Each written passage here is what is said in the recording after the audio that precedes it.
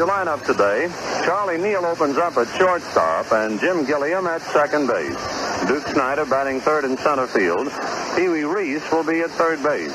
Randy Jackson, it's conceivable, could have played today.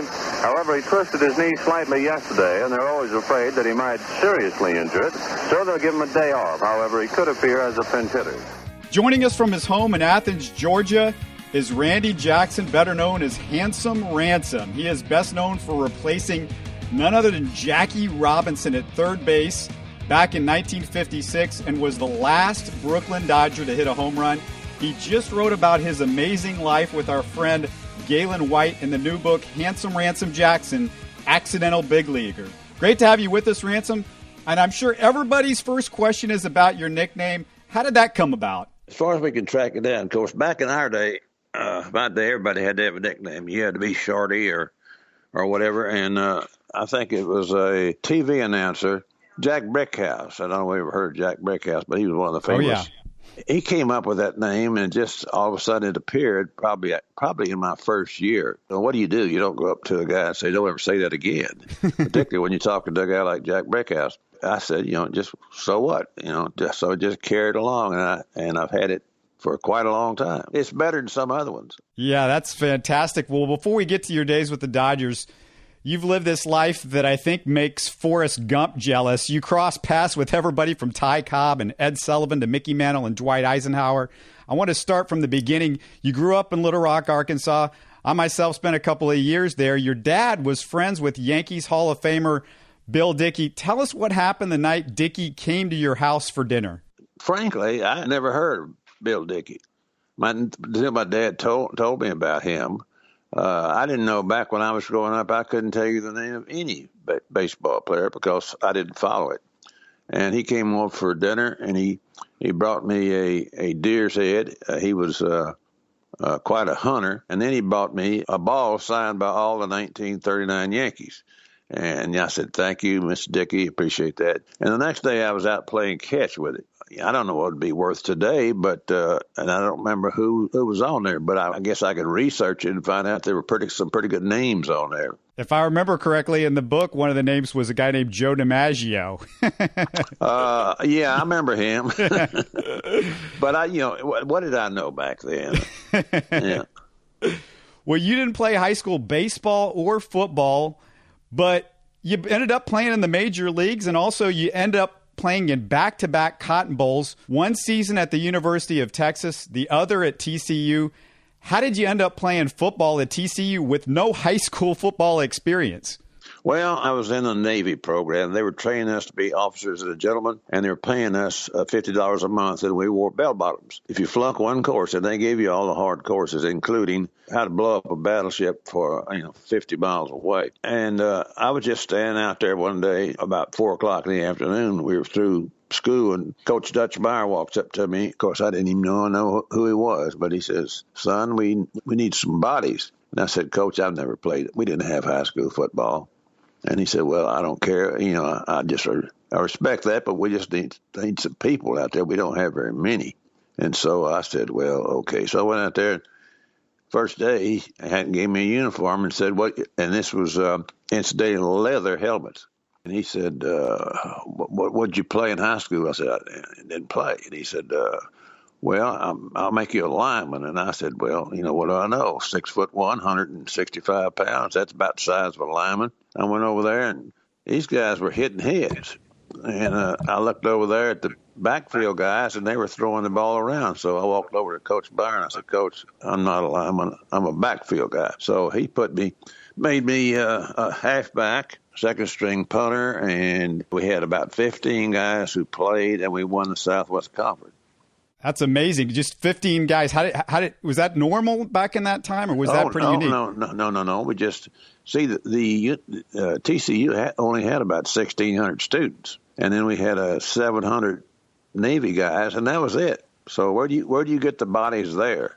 We won the Southwest Conference and went to Cotton Bowl and played Oklahoma A&M, who had 3 All-Americans, and they nosed us out 44-0. Well, after TCU, you go to Texas. You end up playing football and baseball with a UT and NFL legend, Hall of Famer Bobby Layne. One of the great characters in all of football history. You got to have a story or two for me with Bobby Layne. They closed the midshipman school at TCU. They sent us down to Texas. And we were still trained to be officers and gentlemen. And Coach Dana X. Bible, who is in the Hall of Fame, too, he called me over to his office. He said, son, he was about 5'6", but you stood at attention in front of him. And he said, we need you. I said, Coach, I'd get up at 5:30, and if I flunk one course, I'll go out to sea. He said, I saw you play for TCU. I need you. He said, we got a quarterback coming in by the name of Bobby Layne. And, of course, I never had heard of Bobby Layne. But I went out, and we won the Southwest Conference again 2 straight years in a row, which you normally can't do because you're at 2 different teams. But Bobby, Friday nights was his fun nights. Friday night before a Saturday afternoon game. I didn't keep track of what time he came in, but it wasn't the average time. It was, I expect the sun was coming up. But Bobby, he just liked having fun. But then he'd go out there on Saturday afternoon. He had a fantastic arm, and the football was like catching a pillow. You couldn't drop it. He played 2 years of baseball with me. He had 28-0. I think that was his record in baseball. So he was pretty good in both sports. But a great guy, but a real character. Enjoyed the good life, let's say. Yeah, he liked to party a little bit, didn't he? Oh, yeah. Well, you've said about the only pro baseball player you'd heard of before you signed a pro contract. You're talking about that a little bit earlier was Babe Ruth. Is that right? Thinking back, as everybody heard of Babe Ruth back then, whether it was a candy bar or was a person, but they had a baseball team there called the Little Rock Travelers. We'd go out to the game occasionally, but I could not tell you the name of a player. It was just something to do and to spend 15 cents to get into the game. I just didn't follow football, baseball, didn't follow anything growing up. It was just go out in the side yard or the schoolyard and play and have fun, pass the time away. That's kind of unusual because kids nowadays, they set out to be major league ball players or they set out to be pro ball players, and never entered my mind ever to become a major league ball player. And I just did it one day because I was out of college and I had to do something. Sounds kind of silly, but that's the way it worked. Well, you kept crossing paths with all these crazy legends. You play semi-pro baseball just down the road here in Conroe. It's basically a suburb now of Houston. Back then, it was probably more of a small town. The team was made up of the best players from the Texas colleges. And you got to tell us, you played with Ty Cobb as your manager for that team. What was that like? Well, that's not the real Ty Cobb. I wish it was. It was Ty Cobb from Texas. It wasn't the real Ty Cobb from Georgia. That wasn't the real one. That wasn't the real guy. No. That would have been interesting, though. I'm sure you that would have. But we played all summer long. I think they gave us $250, which was a lot of money back in those days. We did not lose a single game all summer long. Of course, the other towns, they had teams, but they were just pickup teams. Guy was a fireman all day, but he'd come out and play a game that night with his team. But we had 7 or 8 guys from the Southwest Conference. Most all of them made all conference. And so you throw us against them, and they didn't have a chance. So we won every game we played all summer long. In the minor leagues, you played against Chuck Connors, who later starred in the television classic The Rifleman. Uh-huh. What are your memories of playing against Connors? Let's see. I played against him in 1950. He was playing for Rochester, I believe, and I was playing for Springfield, Massachusetts. That winter, the general manager called me and said, "What do you think of the first baseman?" No, it's Montreal. For Montreal. I said, "Oh, Chuck Connors?" And he said, "Yes." I said, "Well, I think he's a pretty good ball player." I played against him quite a few games, and I thought he did good. Well, about a week later, they bought him. Of course, I can't say they did it because of me, but I guess they were waiting for my input because I played against him. He was good. He was tall. He was 6'6", and the other guy was Defondi. I could tell right away that Chuck was kind of outgoing. It was amazing the things he would do. He would recite Casey at the bat as long as you had at least 2 people. He just went on, and the things I watched him do, he was just an extrovert completely. Then when the season started, they took Chuck up there to Chicago and left Fondy back in Pacific Coast. And then about 2 months into the season, they flipped it. They brought Fondy up to Chicago, and he sent Connors down to Los Angeles, which was the best thing in the world for him because he got in with the movie people and became a movie star. And I've bumped into him a couple of times over the years, and we just had some talks about old times. But we were in the dressing room one day for an old-timers game, and I was sitting down, and he came up and just said hello. By the time I got my uniform, he turned around to me and he said, "Oh, Randy, how you doing?" He recognized me in the uniform, but not with my clothes on. He's one of the guys that you just like to be around because he's liable to do anything. Well, you weren't managed by the real Ty Cobb, but you were managed by the real Frankie Frisch, Hall of Famer. And this was when you started your career with the Cubs. He actually compared you to Rogers Hornsby. So I want to ask you about him during spring training because I heard it wasn't real fun to have Frankie Frisch at that time. What was that like? Well, all these old-timers, and Rogers Hornsby was our batting coach, too. So I had Hornsby and Frisch.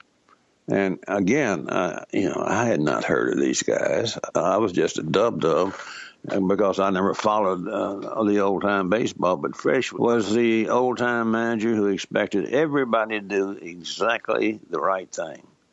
And if he didn't do it, he would tell you. I mean, he'd walk up and down the dugout and call you blank and blank minor leaguers. That's what we were, little leaguers. He called us little leaguers.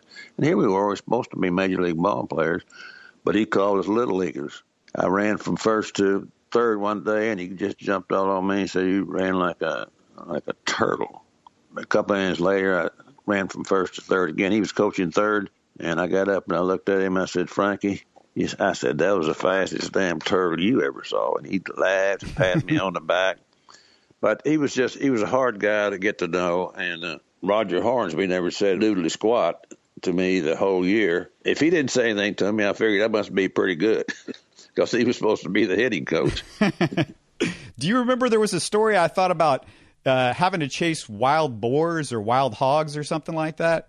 We trained at Catalina Island the first 4 or 5 years I was with the Cubs because Mr. Wrigley owned Catalina Island, and so that was cheaper for us just go out there and have spring training out there. And they had wild boars up in the mountains. Catalina Island is kind of mountainous. Some guy got the idea that he'd come out a week early and we walked the pass of the wild goats that we'd get our legs in shape. Well, at the end of a week, all of us were lying on the beds. We could not walk at all because our legs were so sore. We all had shin splints. So that was not a good idea. You played with Mr. Cub, Let's Play 2, Ernie Banks, who unfortunately passed away last year in 2015. Again, one of the legends of baseball. When he first came up, he was a tall, rangy guy. It took me about a week to realize that the Cubs had something. After about a couple of weeks playing alongside Ernie and watching his range and everything, I called him aside and I said, "Ernie, I got something to tell you." I said, "Here's the way it's going to work. I'm going to play third base, and I'm going to stand right by the third base line, and you're going to take everything between me and second base." And he said, "Okay." And of course, he knew I was teasing because that's a big amount of territory. But he was so good, and he had such a great attitude. He was just a happy-go-lucky guy. I wish he could have been around longer, but we've lost quite a few. I don't think I have many left. In 54 and 55, you played in back-to-back All-Star games for the Cubs. In that first one, there were 14 future Hall of Famers. What was it like to walk in that dugout with guys like Mays and Musial and Mantle, Duke Snyder, Warren Spahn, Ted Williams? They were all there. Well, here again, I'm just a dum-dum, I guess. I didn't consider it just another game. I was probably as much as all as anybody because, I played against most of these guys. The guys, of course, in the American League I had not played against, but they were in different I got to meet all of them, but I think just to be around them. I was such an admirer of Ted Williams, but never got to see him play until I went to Cleveland and sat in the dugout and watched him take batting practice at Fenway Park. These guys that I'd heard of by that time, and I never got to see him play much. It was quite an honor for me. And then after that, 56, you get traded to the Dodgers from the Cubs. but the third baseman in Brooklyn was this guy named Jackie Robinson. What was it like to go to Brooklyn knowing you're going to compete for Jackie for a position? I just finished 2 straight seasons, well, 3 seasons, I guess, of 17, 20, and 21 home runs and 2 All-Star games. Led the league probably and put out assists. So I thought I was pretty much settled in right field. I spent the winter up there. I don't know why that in 55. And a sports writer called me one night in December, and he says, "You've been traded." I said, "Where?" I thought I was king in Chicago. And he said, "No, you've been traded for 3 guys." I said, "Well, where?" He said, "Well, guess." I said, "Don't do that to me." And so I started from the bottom. I said, Pittsburgh, Cincinnati. These were the teams that were always below the Cubs. He said, "No, you've been traded to the Dodgers." I said, "You are out of your gourd." The Dodgers had just won the World Series. I had always, of course, I think every ball player wants to play in the All-Star game and the World Series, and I knew that I'd never get a chance with Chicago. Hopefully they get it this year. But getting traded to a team that had a chance to go to the World Series was just phenomenal for me. And I didn't think about, me being in competition with Jackie. I didn't even know it was going to his last year. But I got over there, and, of course, all the guys were just great people. And Jackie was great guy. And, of course, the sports writers were always looking for something. They always come to me and say, "Well, what's going on with you and Jackie?" I said, "Well, we're doing great fine." The manager, Walter Alston, let me play half the time and Jackie play half the time. And then the day before the season started, Alston called me in. He says, "I'm going to start Jackie." And I said, "That's fine." He says, "He's been here longer than you, and he's kind of an institution here." And I said, "That's great, Coach, because he deserves it." And so Jackie started and played about a month and a half. It didn't do too well. And then they put me in, and I was hitting cleanup for the Brooklyn Dodgers. And I was sitting there on cloud 3 or 4 or 5 or whatever. It's just hard to believe it. These guys, Pee Wee Reese and Duke Steiner, were hitting in front of me. And then I was next up, and then Hodges, and then Campanella, and then Farilla. I mean, you got machines hitting up there with you and behind you and in front of you, and the guys wanted to win too. Then at the All-Star break, I turned a porcelain knob off in a house I was renting. It broke off in my hand and cut my thumb down to the bone. So I was out, of course, right away. And Jackie came back in and did good. And then he played most of the rest of the season in all the World Series. So it was just a bad break, but we won the pennant and went to the series, so I got to do that. Did you have any idea, I guess, at the time, the social significance he had? Did you have a feeling for that? What was it like to kind of be around that clubhouse while all this is going on and Jackie is, and some of the other ball players like Campanella, they're guys that are kind of setting the tone for the breakthrough of the color barrier? I assume you saw the movie 42. I did. That was back in 47, so it was before my time. But so what happened then was the first time I'd ever seen things like that. But by the time I got to play against Jackie in 50, was my first year. First year I played some. Most all of that had gone. I think in all my time up there playing with Jackie that I never saw a demonstration or somebody holler at him because all that had died out, thank goodness. He was just a class act, too, just to be around, from what I understand. Oh, he was great. Of course, he was, I think he graduated from college. I'm not sure, but he was about a 6 or 7 or 8 letterman at college. So many things in sports, he could do anything. Then he came into baseball, and I would say he was the greatest all-around player I've ever played against or seen. I mean, I've seen some good ones, but all-around, Jackie had to be best. And as a person, to me, we got along fine. We talked a lot about various things when we were out there on third base. So to me, he was a great man. What was it like to play in Brooklyn with those fans? From everything you hear and reading The Boys of Summer, the great Roger Kahn book, it's just one of the great fan bases in the history of sports. When I was playing with Chicago and we'd go to Ebbets Field, the way I felt, and I think most of the other guys that felt this way too, when we walked into the Ebbets Field, we were behind 1 run to begin with before the game even started. because of the fans and because of the team. It was fun just watching the people up in the stand. There was no telling what would go on. Somebody jump up and play a trumpet, or then you had the band way up in the corner, and then you had people dressed unusual, let's say. So it was a fun place to be. It's kind of a circus. When the guys were playing, it would quiet down, and we'd win a lot of games. You went to that 56 series with Brooklyn. Before the series starts, you get to shake hands with President Eisenhower, and then you and your teammates were on the Ed Sullivan Show along with Lucille Ball and Desi Arnaz. That had to be some experience.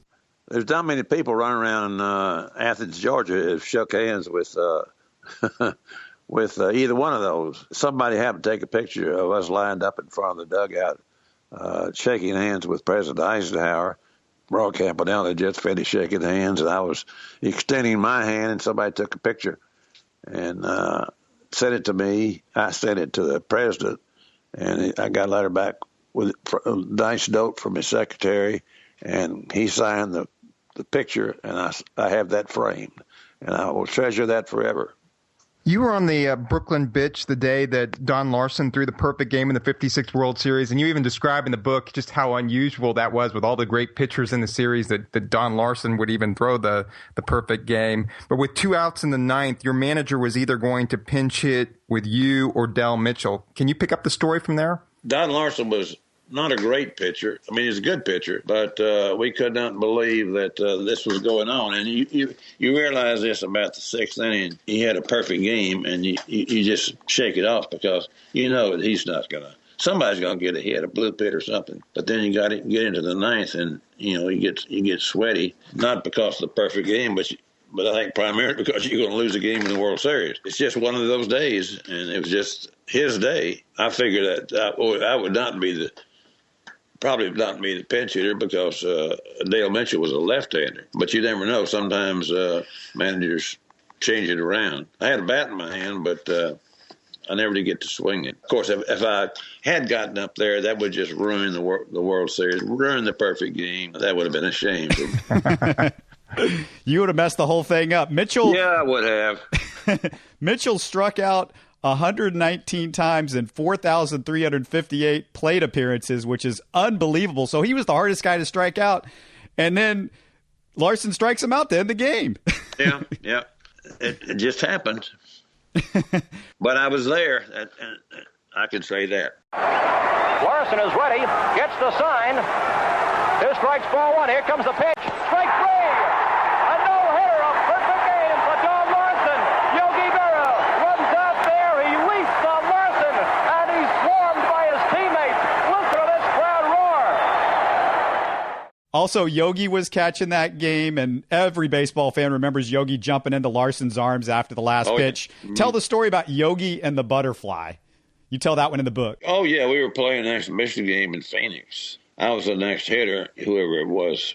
He had a fly ball down the right field line, and right fielder caught it, and Yogi threw off his mask and started running down the third base line, opposite sides. And I walked up to the plate, and he was just giggling. And I said, Yogi, what happened? He said, well, I was looking for the ball, and I looked up there, and I thought I saw it, but it turned out to be a butterfly.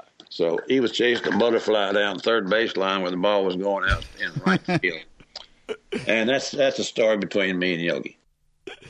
Well, during the offseason with the Dodgers, you get to room with Don Drysdale on a baseball tour of Japan. Before I talk to you about that tour in Japan, tell us about that year, because you had a young Don Drysdale and a young Sandy Koufax. What was it like to see those guys at the very start? Well, I never had seen guys throw so hard, really, with the Cubs. Sometimes I'd just stand back and watch them. But when either one of them was throwing batting practice, I'd just forego batting practice and go out in the outfield and run or play catch because I didn't want to face either one of them. And I'd go up and I'd watch them pitch against other teams, and I just kind of felt sorry for the guys on the other team because not only did they throw hard, but they throw a little bit on the wild side because every batter that went up there was hanging loose. But it turned out they both were great people. They had great careers, and I got to room with Don quite a bit, and I was lucky to do that.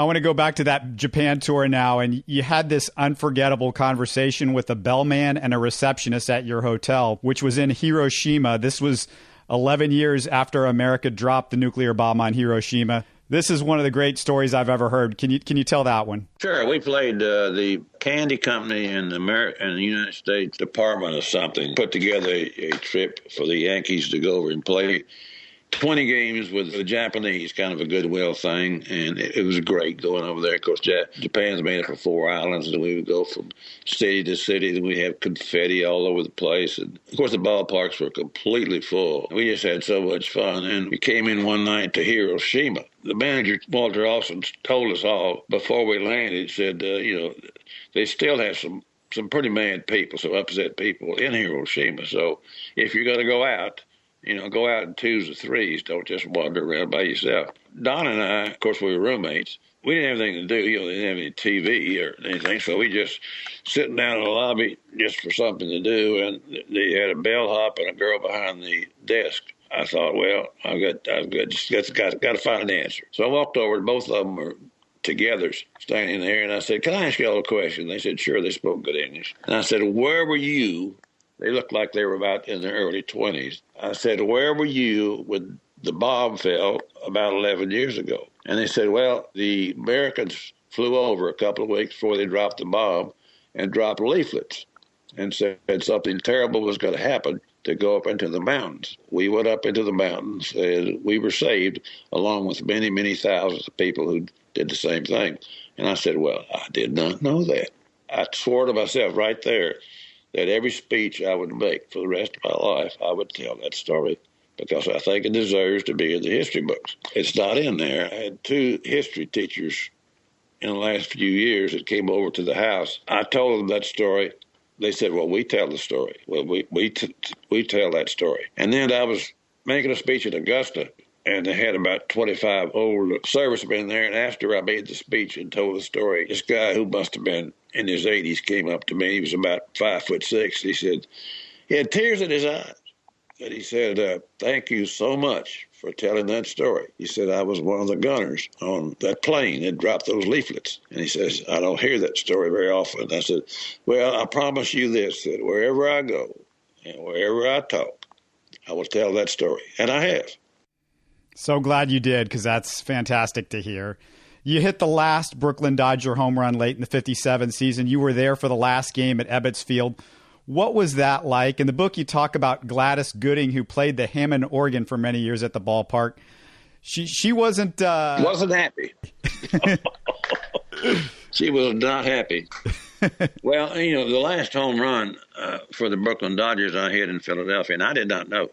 I've had a bunch of records that I don't even know or found out about until many, many years later. And my son, one day, 30 years later, 25 years later, the telephone rang at 8 o'clock in the morning, and it was my son who was in Columbus, Georgia, and he says, Dad, you were on Good Morning America. And I said, what?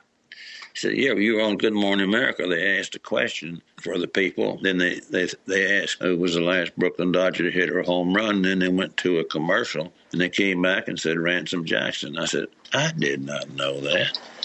So that's how I found out that I hit the last home run for the Brooklyn Dodgers. Getting back to Gladys. Yeah, this Gladys thing is pretty funny. This is what it is to be a Brooklyn Dodgers fan. Gladys Gooding. Tell that story. I think you're talking about the song she played the last day. Yeah. Oh, I mean, there's a long list in the book. You make you cry. But I think she was probably crying while she was playing them. And you got to understand it. She was a great organist, and she just played these songs, different songs, all during the game. But when it got to the last game of the season, she sang these, I don't know whether some of them like Good Night Irene. There were so many songs that all they were saying was goodbye, I'll see you around, and it was really fun. Probably wasn't popular with the ownership. Didn't she lock herself in there so they wouldn't? I think she did. She locked herself in where she played the organ, and they had a hard time getting her out. I believe I'd heard that she had a little help there in her pocketbook, in a bottle. When you looked up in the stands that day, did you see anybody with tears or anything like that? Or what was the kind of feeling at the ballpark that day? What could you tell? Well, it was all a surprise to me. I didn't know anything about it. I'm not sure whether all the big boys, like big players like Reese and all those guys, knew anything about it. But shoot, I didn't know anything until a long time later. It was kind of a secret. But it turned out to be a great thing for the Dodgers financially. You almost had to have somebody out, had to have at least two teams on the coast. It was a great move for both of them. After Brooklyn, you go to Cleveland and play with the Indians in 58 and 59. One of your teammates, Minnie Minoso, who was between stints with the White Sox, he was one of the game's great characters. He once showered with his clothes on to try to break a slump. That's one of the stories we know about Minoso. What are your memories of playing with the Cuban Comet? When he got out on the field, he'd run out on the field to his position. And when he got out there, he was just moving all the time. He was going to do good. He was just a hard-working player. Me, I was kind of not happy-go-lucky, but I guess I was accused of being lackadaisical. I think somebody used that, but I really wasn't. I was just had my mind on the game and was concentrating on the game and wasn't jumping up and down. But Minoso was just, he'd run into a brick wall with no problem. He was a great ball player. Is he a Hall of Famer, do you think? I would think so. I'd have to look at his records, but the way he played the game and the things he did, I would think so. These guys, you get out quite a while and you kind of lose track of them, like Gil Hodges, who should have been Hall of Fame. He's got a better record than half the guys in the Hall of Fame. But as you go along and as you come up and you don't get it, and you come up another couple of years later and you don't get it, well, you get less and less votes as you go along. And you get the young sports writers nowadays who haven't heard of you because you've been gone for 40 years, and then you might as well forget about it. Yeah, those are two guys you mentioned, both of them, Hodges and then Minoso, both of them trying to get into the Hall of Fame. Some people are kind of wondering why they haven't got in. Ransom, I wanted to ask you about broadcasting, because you have a little bit about it in the book, and you mentioned Joe Garagiola, who unfortunately, again, another one who passed away earlier this year. Just what is your feeling on broadcasting and baseball broadcasting, and who are some of your favorite announcers? Vince Scully was absolutely my favorite. I know he's having a hard time now, which I really wish him well. I had so many good Cubs announcers. I think everyone I've ever met were good guys. You're not around them a whole lot, but they do travel with you. That's when you see them. Of course, they're up in the press box during the game. You don't see much of them, but you see quite a bit of them when you travel and go on the road. And, to sit down with them in the lobby or whatever, they've all been great. You told me before we started that you are now the 66th oldest living ball player. Yay, I'm here. You're still hanging in. The 50s were this golden era, considered by a lot of the baseball fans a golden era of baseball. Did you feel that when you were there? Do you think it was, looking back now? You played for two of the great franchises in baseball history, the Cubs and the Dodgers, two of the great ballparks in baseball history in Ebbets Field and Wrigley Field. What do you feel about that era as you look back? The biggest thing, I assume that balls and strikes are the same. They were different. The American League and the National League balls and strikes were different. As far as what the umpires called, umpires in the American League called a higher strike than the National League. Because I played in both leagues, I could tell that right away. The biggest thing I think today, and we're just talking about the game itself, is you've got the instant replay, of course. That makes a big difference. Where back in my day, you just had the umpires, you had to accept what they said. But I think the money is the big thing nowadays. Everybody on that roster is making at least $560,000.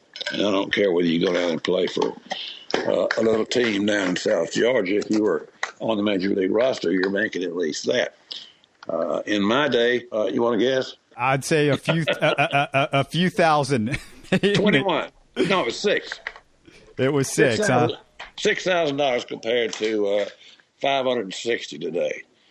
And the most I ever made, even after 2 years in All-Star and leading the league and a bunch of other things, was $21,000. And even with inflation, $6,000 or $21,000 is not worth $1 million now, right? Oh, God, no. But we made it work over the course of the year. It's what Charles Barkley always said, right? My mama had me at the wrong time. Well, sometimes when I see these guys making more in one game than I made in the whole season, I kind of am jealous. But what can I do about it?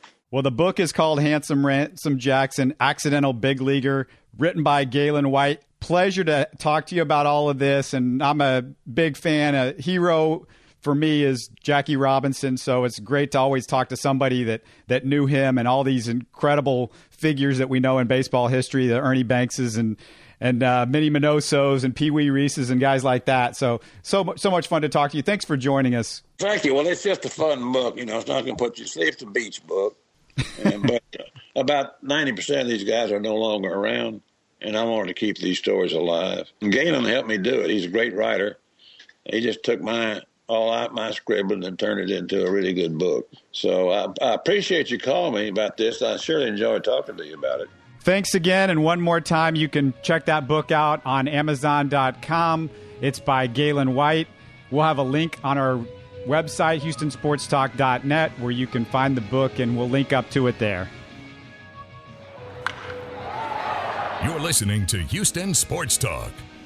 Don't forget to follow Houston Sports Talk on Facebook and Twitter. Subscribe to us on iTunes, Spotify, the Google Podcast app, or the Stitcher app. You can support us by giving us a 5-star review on iTunes or by telling your friends about us. Spread the word, everybody. Thanks for listening.